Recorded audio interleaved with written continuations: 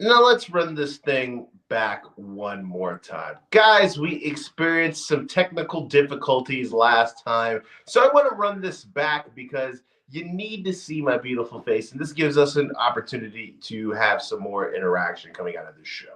Coming into this show, I think many people knew, or many people had a good hint as to who were going to win these two Royal Rumbles. I think that there was a lot of different theories as to who could possibly be the other contenders, but I think for the most part, everybody kind of knew who were going to be the two winners coming out of this show. This was a show where we saw the beginning of some WWE careers. And this was a show where we saw the end of a WWE career. But before we get into this more, guys, please remember to hit that like button and subscribe. This is your 2026 Fast Count Royal Rumble post show. And coming into this show, my personal favorite PLE of the year is always the Royal Rumble. Around this season is where we get the kickoff to Wrestlemania season. And I know that's where everybody gets excited. That's where all the bells and whistles come out. We saw the trademark Triple H pumping up the show of saying there will be surprises, which, if you really sit down and think about it, there really wasn't all that many surprises. I'm sure that tomorrow, before we get on Monday Night Raw, he is going to come out and say some type of tweet or something about how this is the beginning of a new age or a new era. If you go by the amount of times he speaks about a new age or new era, we have probably gone through at least 6 or 7 new ages or new eras over the last several months. But we kick off the show with the Women's Royal Rumble match. And just off the rip, there was drama. Number 1 was Charlotte Flair. Number 2 was her tag team partner, Alexa Bliss. And these are always my favorite parts of the Royal Rumble matches. These stories that are intertwined in the actual match. And it's so funny. Before I really get into the actual matches on the card, something that I think that a lot of people were talking about online, and a lot of things that were kind of distracting. And I'm not sure if this was the lights, the way that they decided to light the arena, or the actual blah blah blah. What's up, kid? Yeah, okay, that's not nice. Saying blah blah blah. Everything I'm saying is fascinating.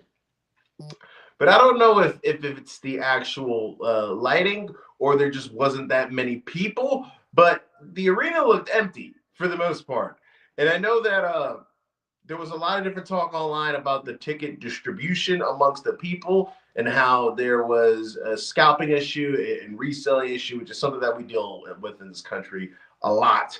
So I'm not sure if this was an actual lighting problem or the arena was empty. But we start off the show with the drama between Alexa Bliss and Charlotte Flair. We saw Kiana James be the third person in the Royal Rumble. Kiana James had a nice showing. And if you're somebody who is looking forward to the future of the women's division in WWE, you got yourself a glimpse into the future of the division. We saw Lash Legend make her presence felt. And this is very reminiscent of Kane's Royal Rumble, where he eliminated over a dozen men.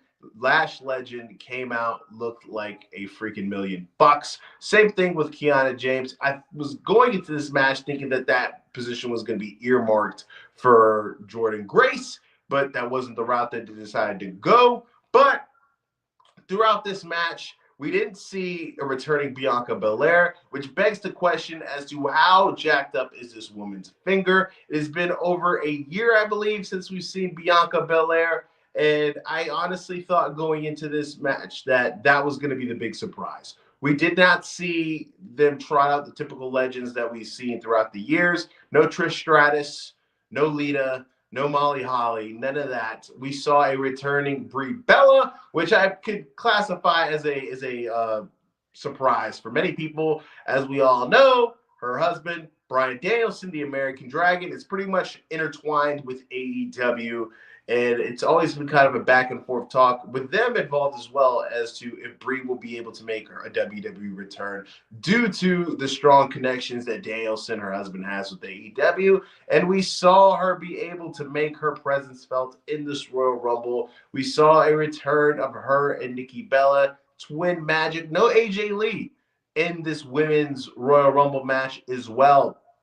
I know when we saw number 30 the 30 number come out, we thought that we were going to get this big return. I was expecting it to be Bianca Belair, but we saw a return of Tiffany Stratton, who we haven't seen for a while as well. And we saw her intermingle with Charlotte Flair.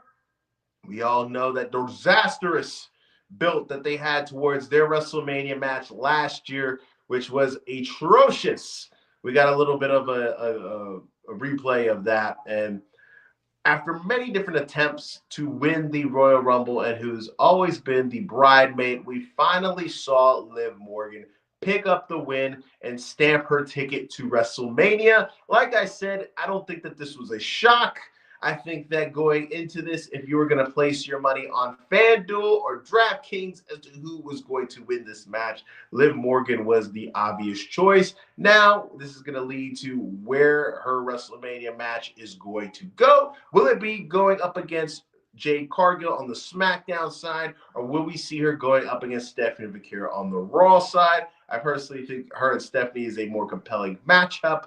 And ever since Liv Morgan was injured, where she had to miss an extended amount of time, I think that most people for the last several months have kind of mapped out that she was going to be the one to win the Royal Rumble. And I think that the talk heated up over the last several weeks and to the point to where it was kind of like a fait complete. So shout out to Liv Morgan on that. Please remember to hit that like button and subscribe. It helps the channel out in more ways than you even know. Next, we are getting into Gunther versus AJ Styles. And it's been no secret. I think that he has talked about it on multiple different occasions, multiple different interviews, that 2026 is the last year of AJ Styles. I think that, that's no surprise. It's been a wide fact. But over the last couple of weeks, and we've known for a while that his contract is supposed to be running out in February, I think that it's become abundantly clear that, oh shit, this guy's really done, right? We sped up through what we would traditionally see be a long, drawn-out process. We sped up into the match against him and CM Punk, first time ever in WWE. We sped up to getting that last match between him and Nakamura at Saturday night's main event. And the promo that he had on Monday and what happened after this match is going to lead to a lot of speculation, right? AJ Styles is TNA bound. We'll get into that in a little bit. This match, right? Gunther's had two other retirement matches. The match against Bill Goldberg, which he managed to get a serviceable match out of an injured 60-year-old Goldberg. His match against John Cena. Cena, who is somebody who has, over the last few years, it has become abundantly clear that this is not the same guy that we saw running things in the mid-2010s. Over the last couple of matches that he had, he was able to bounce back and regain a little bit of his form, but he was able to have a really solid match with John Cena as well. This match between Gunther and AJ Styles blew those other two matches out of the water. And from just a in-ring standpoint, is this AJ Styles from 2016? Is this New Japan AJ Styles? No. But an AJ Styles at 75 to 80% is probably better than about 90% of the current roster. So this guy is retiring not because he's not able to perform. He's retiring because he doesn't want to get to the point where people are saying, oh, he's washed, because he can still really go. And we saw that throughout this match. This was a really good match between these two. We saw at one point AJ busted his elbow. That was something that was pretty apparent. Him and Gunther, they went back and forth for a good stretch of time in this match. But just like a boa constrictor constricts his prey, Gunther locked AJ Styles in that sleeper hold. AJ was not able to get out, but unlike John Cena, he did not tap out. He passed out. And after that match, we saw a lot of shocked reactions throughout the crowd. For me personally, it was a little bit not emotional to the point that I would like cry or anything like that. And I know I'm going to preface this with saying I already know John Cena is a much bigger star and he's probably even a much bigger star now due to the fact that he is a Hollywood superstar. But from a personal standpoint, I was always a much, much bigger fan of AJ Styles than I was John Cena. So on a personal level, this was a much bigger deal than John Cena retiring. So you see AJ Styles be in the middle of the ring, and he teased that he was going to leave his boots and his gloves in the middle of that ring. And right before it looked as if AJ Styles was going to take those gloves off, he fastened them back up and he flashed those phenomenal one signs with his hands. So for me, I took that as this is a goodbye to the WWE audience, but this was not my last match. And we already see Salty Grampy say that AJ Styles is TNA bound, which I think at the end of the day, his last match is going to be in TNA. But if we look at the landscape of professional wrestling, and AJ Styles to AEW has been kind of a fantasy for a lot of different wrestling fans. And for a while, I've looked at it like that's kind of just a pipe dream, due to the fact that AJ Styles has never shown, like other wrestlers in the past, any type of dissatisfaction with his creative. He's never spoken negatively in any type of aspect about WWE ever. So the guy has been pretty adamant of him being happy in WWE, unlike other guys in the past.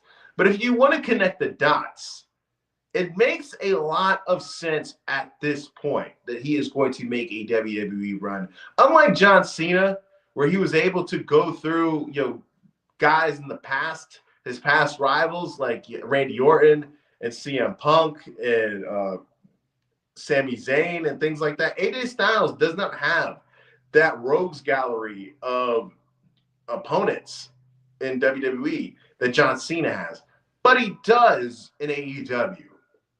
We have the potential to see him go one-on-one against Samoa Joe one last time.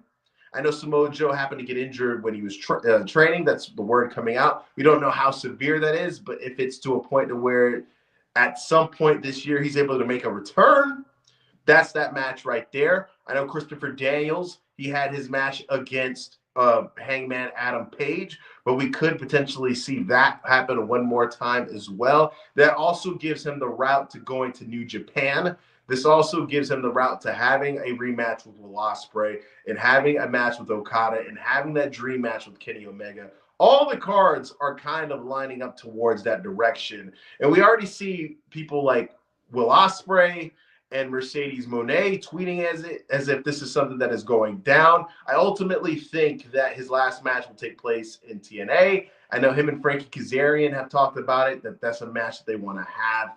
And they've talked about how there's been two people kind of stopping that. Now with him being free from a WWE contract, I think all that yellow tape is removed and he could end his match there. From a personal standpoint, dream scenario for me, we're about to be into February, so that's the second month of the year. He's saying that he's going to have 2026 is going to be his last year wrestling, get a nice 8-month run in AEW, and then his last 2 months of his career is building towards a match in TNA, whether it's with Frankie Kazarian or it's with a up-and-comer like a Leon Slater. It could happen, but I don't think it's happening. Well, I don't think that he's going to – I think it's abundantly clear that he's going to wrestle, right? And I don't think that the guy is going to just sit there and go straight to TNA. What is he going to do? Have dream matches with Top Dollar and Moose? And they can't afford him anyways. Think about this. If AJ Styles is gonna wrestle, unless the guy, I'm sure the guy's not hungry, but he's not going to go wrestle for peanuts. And you got guys in signing with TNA and stuff like that for 6 months contracts, not even a year contracts. So you think unless AJ is just so sentimental and he has it in his mind that I am doing this for the love of the game, I don't think the guy's going to wrestle for peanuts. I think that Tony Khan would easily pay him $1 million to wrestle for the next 8 months. And just I don't think there's just not enough dream matches or matches that in TNA that are enticing to people outside of him going up against Frankie Kazarian or Leon Slater. I don't see it. I see his last match potentially being in TNA, but I don't see him having this long extended run being solely in TNA. So that's just me. Also, AJ Styles is really close with the Bucks as well. All these things are kind of pointing into that direction. If we do see AJ Styles against Kenny Omega at All In London this year, I think I might need to watch that match with change of pants. Would he jump ship? It's not jumping ship if he's gonna immediately go back to WWE. I think the way that this is gonna play out, he'd be jumping ship if he was going to TNA anyways, right? I know that they have a partnership, but WWE doesn't own TNA, so it'd be technically jumping ship then too, just jumping friendlier ships. I think the way that this is gonna play out is he's gonna have a run in AEW, finishing it up in TNA, and then eventually he's just going to go back to WWE to be like a coach on LFG or a trainer at the PC. But he's going to be a WWE lifer. I believe that. But I think that things are starting to point to he is going to have an AEW run, which is going to be freaking insane. Fingers crossed, right? It might be one of those things where it's like you need to believe it to see it. You need to see it to believe it, but it's starting to point in that that's the direction that we're going to go, right? I'm thinking. But next we go into Drew McIntyre versus Sami Zayn. Sami Zayn, not of Saudi descent, but he is of Arabic descent. So anytime he goes to Saudi Arabia, it is kind of feels as if he is the adopted homeboy of Saudi Arabia. So he always gets the big reactions when he is in Saudi. I don't think that the result of this match was in any doubt throughout it. I think that, especially with what we saw in the men's Royal Rumble match, I think it's abundantly clear that Drew McIntyre was going to walk into this match as a champion and walk out of this match as a champion. I think that the story is all being wrapped up now with what went down in the men's main event, and Sami Zayn does not fit that equation. Next, we go into the men's Royal Rumble match. We saw more surprises in this than we saw in the women's one, but we did not see the thing that people have been thinking that we are going to see over the last, probably 2-3 months, and that is no Chris Jericho. There was no Chris Jericho in the Royal Rumble. We did not see Chris Jericho come out at number 30, and I don't know what's going on now. It's starting to feel like it might not happen. I know that this felt as if it was a slam dunk that Chris Jericho was going to be in WWE, and now things are starting to feel a little bit less certain. He is still currently on the AEW roster page, so that could be a sign of something. But from just a creative standpoint, I don't think there's anything left for Chris Jericho to do in AEW. I don't think the AEW fan base has any appetite to see Chris Jericho anymore. I think to the WWE audience, it would be a breath of fresh air for him. And especially we give an opportunity to work with guys that he hasn't worked with before. Dominic Mysterio, LA Knight, Fozzy is on tour. Well, you think that they would schedule Fozzy the day of the Royal Rumble? I don't think he's done it to where he's been able to rearrange things. If Chris Jericho is going to come back, I'm starting to wonder if that's a thing. But there's different opportunities. There's much more fresher opportunities for Chris Jericho in WWE. It also gives him the opportunity to wrestle in AAA. I don't believe he's ever wrestled in a Triple Mania. It gives an opportunity to wrestle in TNA. These are all different things that Chris Jericho has never been able to do. And he's been a guy who's talked about not wanting to be a nostalgia act, which I do think that he would be in WWE. I think there's no doubt about that. But I think that there's, from a creative standpoint, fresher opportunities for him there than it is in AEW currently. But we saw that. We saw the Royal Rumble kickoff.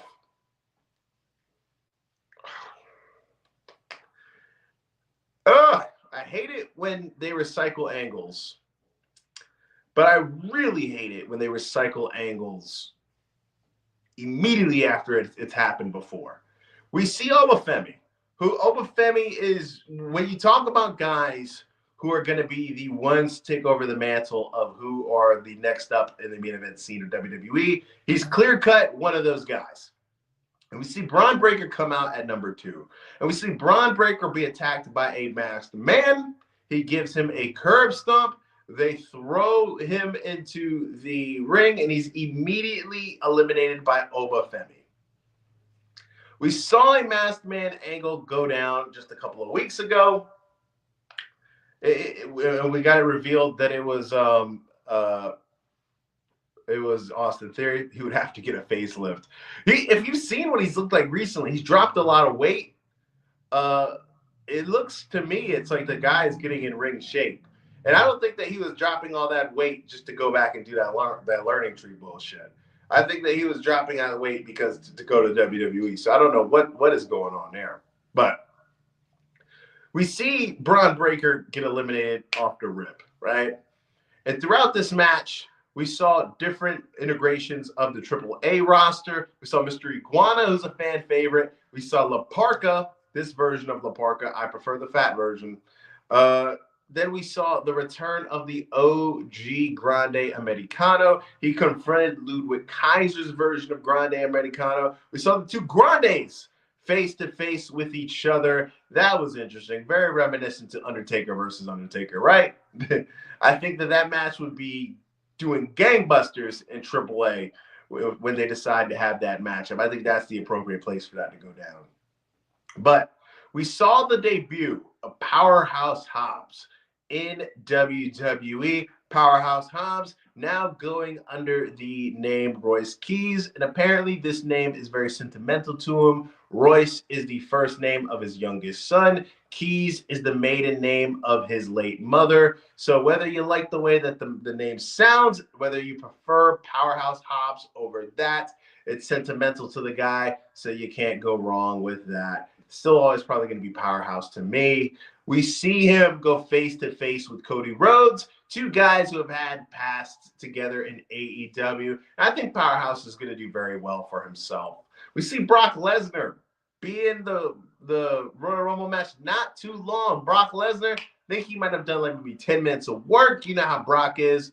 Go in there, do as little as possible, and get the hell out as quickly as he possibly can. Brock Lesnar, probably one of the greatest businessmen in all of professional wrestling history. I've never seen anybody do so little and gain so much since Brock Lesnar has returned to professional wrestling the night after WrestleMania 28. But hey, the guy's a shrewd businessman. Can't hate the player, man. Hate the game. So we see that.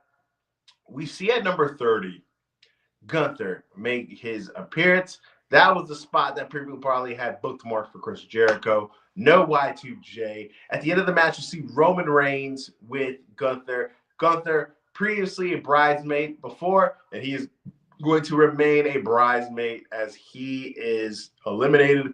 Roman Reigns wins the Royal Rumble for the second time, this time to much more fanfare than his previous time in Philadelphia, where he was booed out of the arena.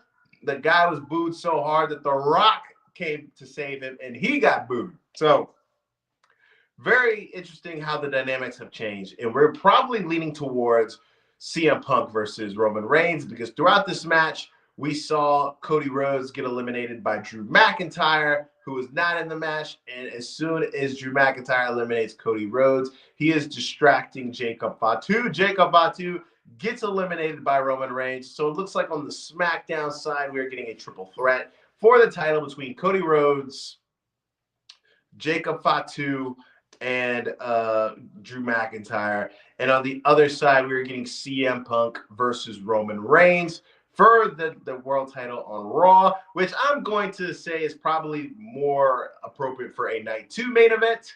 I think these are probably the two biggest names in WWE on the male side, so I think that's probably more deserving of a WrestleMania main event. My only critique is this, we're having another year of WrestleMania where the two nights of WrestleMania are featuring Roman Reigns and Cody Rhodes, right? Now, it's refreshing to see Jacob Fatu and Drew McIntyre be thrown in the mix, because out of all those guys, those are probably the two more compelling characters, in my opinion. But it's just like, it goes to show that like the main event scene in WWE has been occupied by the same couple of guys for the better part of the last decade. Roman Reigns, Cody Rhodes, Brock Lesnar, and since CM Punk has returned, he's been inserted in that as well. So the four guys, why did I throw five? The four guys are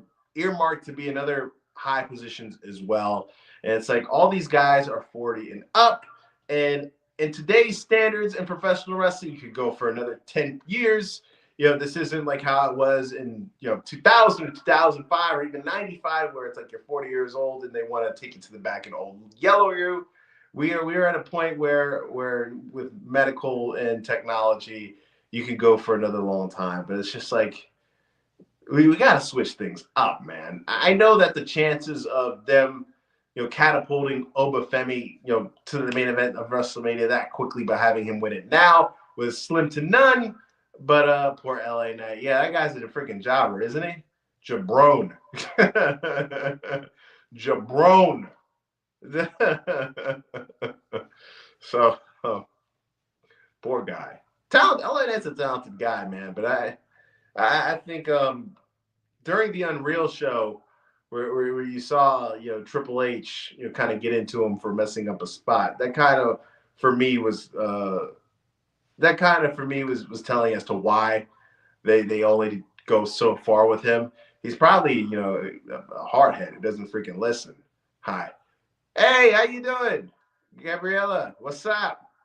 Did you like the show? Royal Rumble, Liv Morgan and Roman Reigns into WrestleMania. Roman Reigns versus CM Punk is probably heading in. That's the direction that we're heading into. And personally, for me, I think with Roman Reigns being now inserting himself back into that position after the comments that he made at Pat McAfee's show, where he spoke about how WWE creative needs to step up. It's just kind of funny how it's just like, damn, we're in the same place that we were before. I am doing great, Gabriella. How are you? Did you enjoy the show? Did you watch the show? Are you happy with who won? It's yeah. But I think it's coming out of this show, we've gotten a lot of potential interesting angles that we could go. AJ Styles potentially being in AEW, Roman Reigns and CM Punk. I think for the next couple of months, building up towards that match where these are two guys who already have a history together with their connection with Paul Heyman. We already have that, kinetic, energy anytime these two guys are in the same ring. Match-wise, I'm not expecting it to be, Steamboat versus Flair. I think CM Punk, he's gotten to the point to where it's like athletically his best days are behind him. But I think storytelling-wise, he's able to make up for that. I think on Monday Night Raw, it felt as if AJ Styles had to slow down for him because CM Punk looked as if he was gassed, pretty instantly. But I'm looking forward to that.